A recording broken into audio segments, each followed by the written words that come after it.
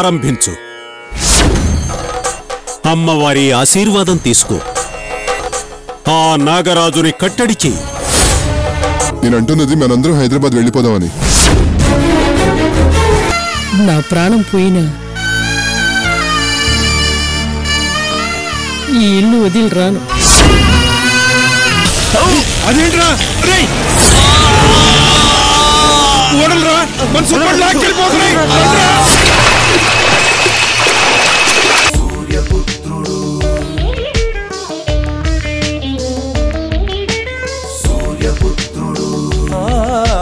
సూర్యపుత్రుడు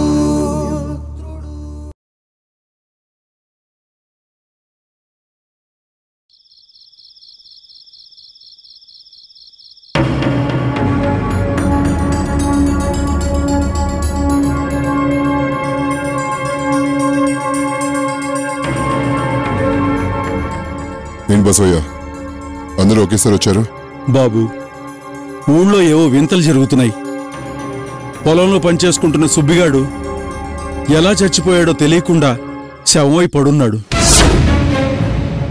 దీపం వెలిగిద్దామనుకుంటే అది మా ఇంటినే కాల్ చేస్తుందేమోనని భయంగా ఉంది బాబు. ఊరి నిండా పిచ్చి కుక్కలు ఎక్కువైపోయినాయి. మాకంతా భయంగా ఉందయ్యా. బాబు, ఇదంతా చూస్తుంటే ఆ నాగరాజ్ పనే అనిపిస్తోంది. ఎలాగూ వాణ్ణి ఎదిరించే దమ్ము ధైర్యం మాకెవరికీ లేవు. మీరే ఏదో రకంగా మమ్మల్ని కాపాడాలి బాబు. యాడకెళ్ళి బతకాలో కూడా తెలియటం లేదు బాబు. బాబు, అంతుపట్టని చావులైపోయినాయి. ఈ ఊరికి మీ కుటుంబమే పెద్ద దిక్కు. మీరేమీ మాట్లాడకుండా ఉంటే మాకు దిక్కెవరు బాబు?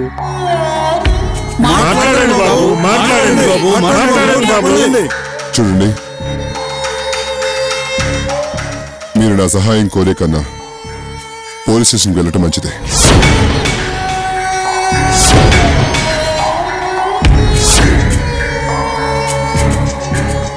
నాన్నగారు బతికున్నంత వరకు మాకు అవసరమే రాలేదు బాబు. మేము అసలు పోలీస్ స్టేషనే ఎరగం. సారీ అండి, నేనేమీ చేయలేను, క్షమించండి. చేతగాని వాడి కాళ్ళ మీద పడే కన్నా శత్రువు కాళ్ళ మీద పడదాం. ఆ నాగరాజుతోనే తాడో పేడో తెలుసుకుందాం. అవునరా, రేపు ఉదయాన్నే ఆయన్ని గుడి దగ్గరికి రమ్మని చెబుదాం. పదండ్రా.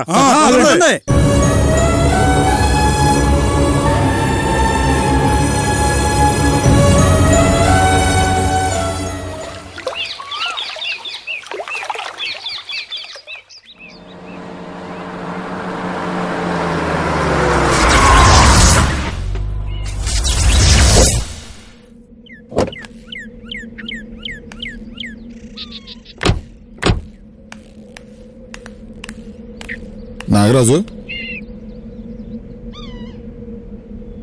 గొర్రెల మంది అంతా వచ్చేసిందయ్యా. ఎందుకు పిలిచారో ఏమో, పద చూద్దాం.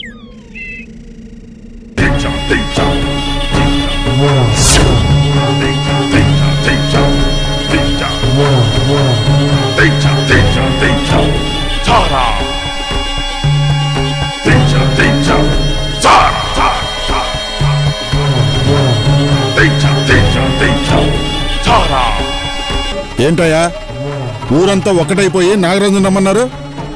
ఇప్పుడు గుర్తొచ్చారా ఈ నాగరాజు గారు మీకు? అవునయ్యా, మంచి చేస్తే మనసులో పెట్టుకుంటాం. నరసింహం గారిలా దైవంగా పూజిస్తాం. ఎందుకయ్యా, ఎందుకు మమ్మల్ని ఇలా హింసిస్తున్నావు?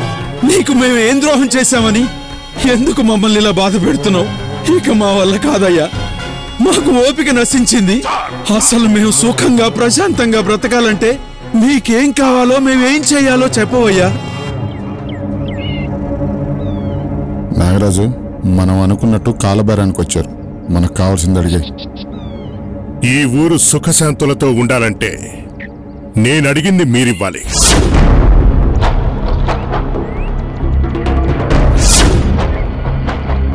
కానీ మీరు నాకేమివ్వగలరు? చెప్పు నాగరాజు, నీకేం కావాలో చెప్పు, అలాగే ఇస్తాం. కప్పం కట్టండి, వదిలేస్తాను. కప్పమా? అదేనయ్యా, బ్రిటిష్ వాళ్ళకి మనం కట్టేవాళ్ళమే, ఉప్పు మీద పన్ను, పప్పు మీద పన్ను అని. ఏంటి అర్థం కాలేదా? పూర్వం సామంతరాజులు మహారాజులు వాళ్ళ మీద దండెత్తకుండా కట్టేవాళ్లే. అది కప్పం అంటే. అంటే మీ భాషలో చెప్పాలంటే లంచం అన్నమాట. లంచమా? మేమెందుకు కట్టాలయ్యా? పోన్లే, లంచం అనే పదం మీకు ఇబ్బందిగా ఉంది కాబట్టి మీకు నచ్చే మాటలో చెప్తాను. ఈ చుట్టుపక్కల 32 గ్రామాల్లో పిల్ల పుట్టినా, పాడె కట్టినా, పెళ్లి జరిగినా, ఎన్నికలు వచ్చినా, వ్యాపారాలు పెట్టినా, రోడ్లు వేసినా, ఏం చేసినా సరే నాకు వాటా ఇవ్వాలి. ఒక్క మాటలో చెప్పాలంటే ఇక మీదట మీరిలా ప్రశాంతంగా బ్రతకాలి అంటే నాకు డబ్బు కట్టాలి. అంటే మేం బానిసలా బ్రతకాలా? తప్పదు. అదెలా కుదురుతుంది నాగరాజు? చుట్టుపక్కల 32 గ్రామాల పెద్దలు నా మాట వినాలి. ఇక్కడ నేనే రాజు, నేను చెప్పిందే శాసనం, నేనే ప్రభుత్వం. చివరికి ఎమ్మెల్యే అయినా ఎంపీ అయినా నా మాటే వినాలి. ఏం నాగరాజు, పిచ్చి పట్టిందా? మేము నీకు బానిసల్లా బ్రతకాలా? ఎవడ్రా నువ్వు మమ్మల్ని శాసించడానికి? కష్టపడి మేము సంపాదించుకుంటే దాంట్లో నీకు వాటా ఇవ్వాలా? ఎందుకు ఇవ్వాలరా? తప్పు చేసి మమ్మల్ని డబ్బు అడుగుతావా నువ్వు? నువ్వు చెప్పినట్లల్లా వినడానికి మేమందరం ప్రాణం లేని పిశాచులం కాదు. రేయ్, వాడితో మనకెందుకురా గొడవ? గొడవ కాదురా, అసలు వాడు ఏమంటున్నాడో విన్నావా? వాడికి మనం బానిసలుగా బ్రతకాలంట, ఊడిగం చేయాలంట. మనందరం తలుచుకుంటే వీడెంతరా? నాగరాజు, నువ్వు మమ్మల్ని హెచ్చరించడం కాదు, మేమే నిన్ను హెచ్చరిస్తున్నాం. నీ బతుకు నువ్వు బతుకు. మాకు ఆపదలు సృష్టించాలని ప్రయత్నించావో నిన్ను వదిలిపెట్టాం. ఊరంతా కలిసికట్టుగా ఉన్నాం. ఇదే మా ఆఖరి హెచ్చరిక. ఆ నరసింహ గారి అండ, ఆ తల్లి దీవెన మాకెప్పుడూ ఉంటాయి. పదండ్రా, పదండి.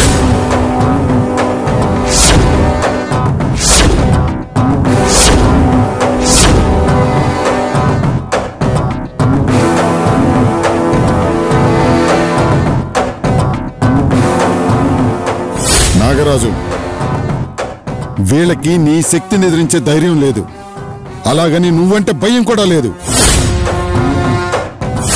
ధైర్యం చావాలి అంటే భయం మోతాదు పెంచాలి. వీళ్ళు నరసింహం గారి మాయ నుంచి ఇంకా బయటికి రాలేదు. చూపించు నాగరాజు, నీ శక్తి మొత్తం చూపించు.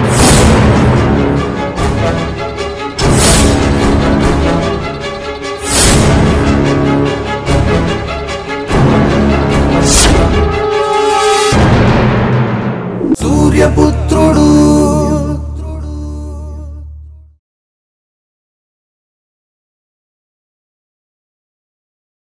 సూర్యపుత్రుడు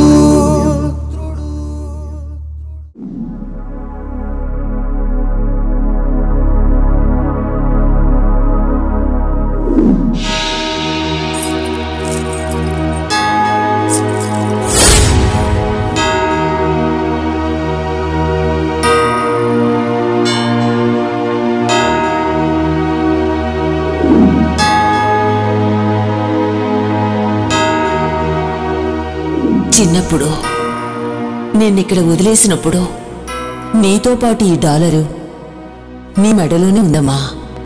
దాని తక్కలం చదువు.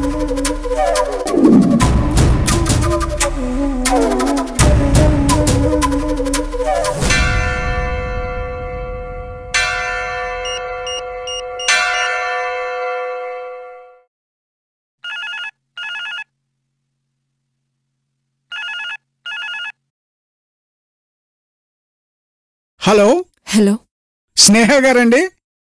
అవునండి. మీరు? అమ్మా, ఒక్కసారి రాజేశ్వరి గారిని పిలుస్తారా? రాజేశ్వరి గారా? నా పేరు విశ్వనాథ శర్మమ్మా.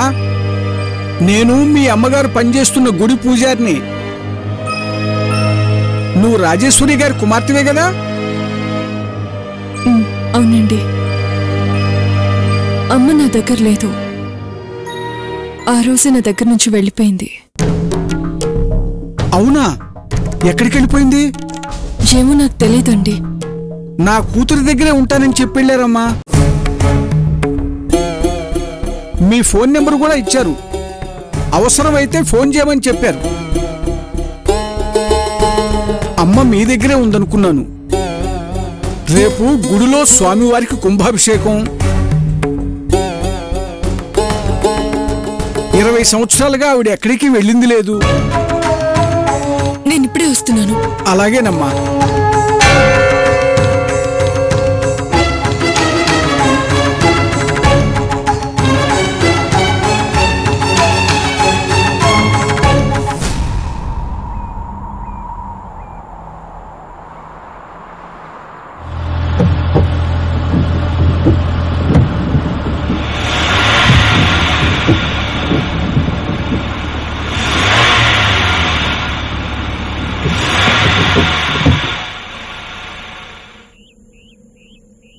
ఏంటి స్నేహ, ఎవరైనా హాస్పిటల్ కంటే అర్జెంటుగా వెళ్తారు, గుడికి ప్రశాంతంగా వెళ్తారు.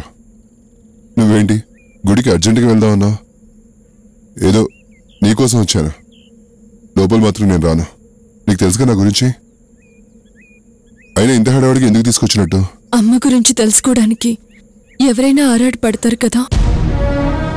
ఏంటి స్నేహ, మీ అమ్మగారికి ఏమైంది? మళ్ళీ ఏమైనా ఫోన్ వచ్చిందా? అవును, పూజారి గారు ఫోన్ చేశారు. నాతో మాట్లాడిన తర్వాత అమ్మ మళ్ళీ గుడికి వెళ్ళలేదంట. ఆయన ఫోన్ చేసి చెప్పేంత వరకు నాకు ఆ విషయం తెలీదు. నేనన్న మాటలకు అమ్మ చాలా బాధపడి ఉంటుంది. ఒక నిమిషం, అమ్మ ఫోన్ చేస్తుంది. చెప్పమ్మా. అజయ్, ఎక్కడున్నావురా? గుడికా? నువ్వా? అదేంట్రా, నాకొక్క మాట కూడా చెప్పలేదు. స్నేహకేదో పనుందంటే ఏంటో, దేవుణ్ణి నమ్మనవాడు గుడికెళ్ళటమేమిటో, గుడి దగ్గర అంత ముఖ్యమైన పనేమిటో. ఒరే అజయ్, నీ మాటల్లో ఏదో తేడా కనిపిస్తుందిరా. ఏం జరుగుతుంది అక్కడ? అలాంటిదేమీ లేదమ్మా. ఆడదాని కోసం యుద్ధాలు జరుగుతాయని విన్నాను గాని నాస్తికుడు ఆస్తికుడుగా మారతాడని ఇప్పుడే తెలిసిందిరా.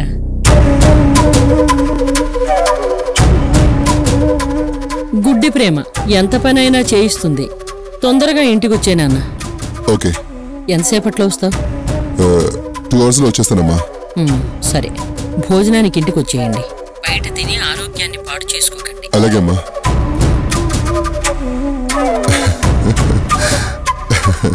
ఏంటి, మా అమ్మ పరిస్థితి చూసి నీకు నవ్వొస్తుందా?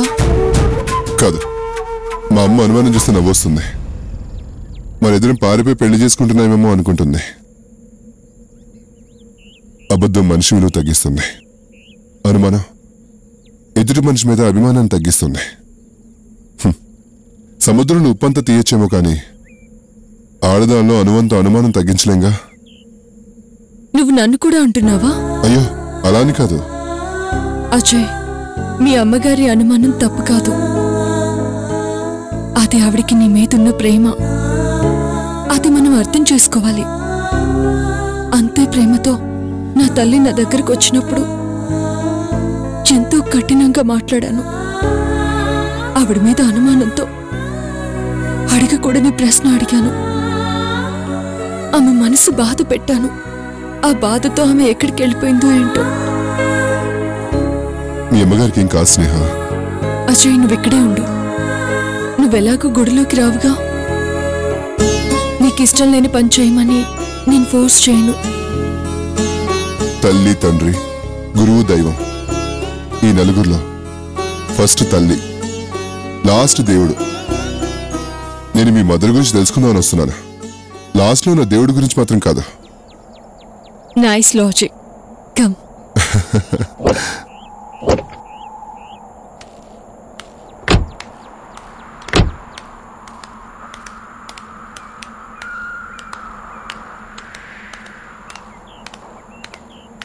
సూర్యపుత్రుడు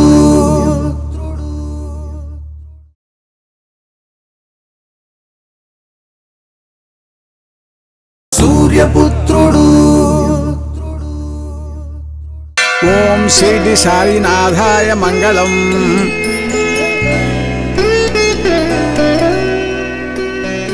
అమ్మా హారతి తీసుకోండి.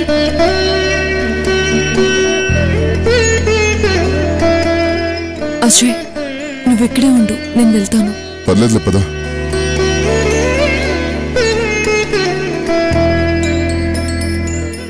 మీరు శర్మ గారు కదా? అవునమ్మా. మీరు? నేను రాజేశ్వరి గారి కూతుర్ని. అలాగా, వస్తున్నానమ్మా.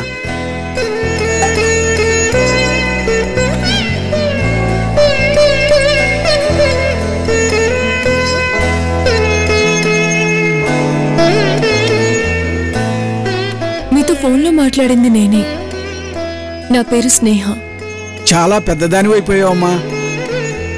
మీ అమ్మగారు నీ దగ్గరకు వచ్చిన తరువాత తిరిగి గుడికి రాలేదమ్మా. మీరేమైనా గొడవ పడ్డారా? చూడు స్నేహ, రాజేశ్వరి లాంటి తల్లి దొరకటం అది నీ అదృష్టం అమ్మా. ప్రతి తల్లి తన బిడ్డలపై ఎనలేని ప్రేమ చూపిస్తుంది. కానీ రాజేశ్వరమ్మ అలా కాదు. నిన్ను అనాథగా వదిలేసినా ఇక్కడే ఈ గుళ్ళోనే ఉంటూ నిత్యం నిన్నే చూస్తూ ఉంటూ ప్రతిరోజు మొట్టమొదటి పూజ నీ పేరు మీదే జరిగేది. అలా మీ అమ్మగారు 20 సంవత్సరాలుగా జరిపిస్తూ వచ్చారు. నువ్వు ఆనందంగా ఆరోగ్యంగా ఉండాలని బాబావారికి పూజలు చేస్తూ ఇక్కడే గడిపేసేవారు. అలాంటి అమ్మని నువ్వేమైనా బాధ పెట్టావా అమ్మా? అమ్మ తన గురించి తన వాళ్ళ గురించి ఎప్పుడైనా ఎవరికైనా చెప్పేదా? లేదమ్మా. నువ్వు తన బిడ్డవని నాకు తప్ప ఎవరికీ తెలియదు. తనెవరితోనూ మాట్లాడేది కాదు, తన కష్టం గురించి ఎవరికీ చెప్పుకునేది కాదు. కానీ అప్పుడప్పుడు నిద్రలో లేచి కూర్చొని నన్ను కష్టం నుంచి కాపాడమని ఎప్పుడూ ఆ భగవంతుణ్ణి వేడుకుంటూ ఉండేది. అజయ్ నాకు హెల్ప్ చేస్తావా? ఇంతకన్నా ఏ ఫేవర్ అడగను. స్నేహ, ఇది మనిద్దరి బాధ్యత. Don't worry. వస్తా ఉంది. చాలా థ్యాంక్స్ అండి. అమ్మ దొరకగానే ఫోన్ చేస్తాను. అలాగేనమ్మా, వస్తాను.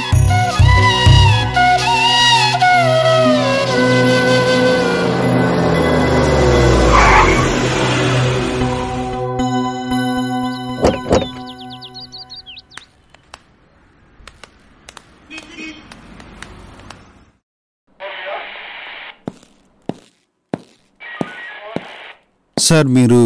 అజయ్, నేను ఎస్ఐ శంకర్ గారిని కలవాలి. ఆల్రెడీ రమ్మని చెప్పారు. కొంచెం ఇన్ఫర్మేషన్ ఇవ్వండి. సరే సార్. స్నేహ, టెన్షన్ పడుకో. మనం వెతకడం అనేది జరిగే పని కాదు. లేట్ అవుతున్న కొద్దీ ఆవిడకి ఏమైందో మనకు తెలియటం కష్టం అవుతుంది. అందుకే నా ఫ్రెండ్తో చెప్పాను, వాడు ఖచ్చితంగా మనకు హెల్ప్ చేస్తాడు.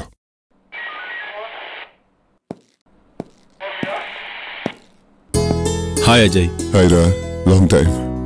స్నేహ, he's my friend Shankar. Hello. Hello అండి. She Sneha, my friend. Sneha, వీడు చిన్నప్పుడు నా క్లాస్మేట్, ఇప్పుడు ఎస్ఐ. రే, మన కలిసి చాలా రోజులైందిరా. రోజులు కాదురా, సంవత్సరాలు.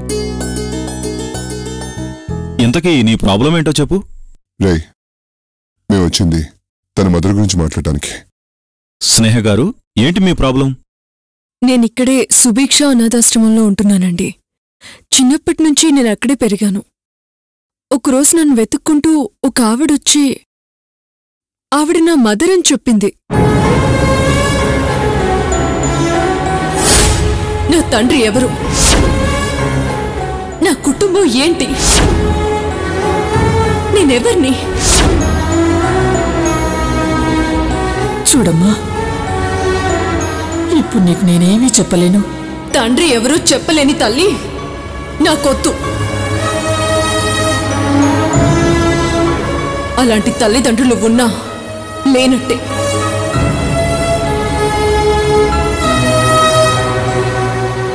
దయచేసి వెళ్ళిపో.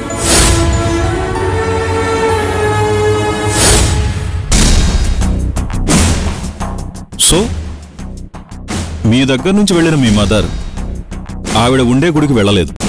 మీరంతా వెతికారు, అయినా కనిపించలేదు. ఎందుకు కనిపించలేదు? అదే మీరే ఆవిడని ఏదైనా చేసి ఉండొచ్చు కదా.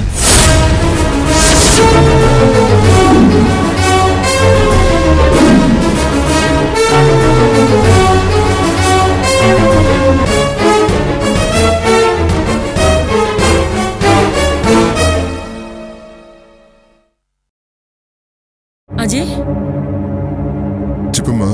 ఎక్కడున్నావురా?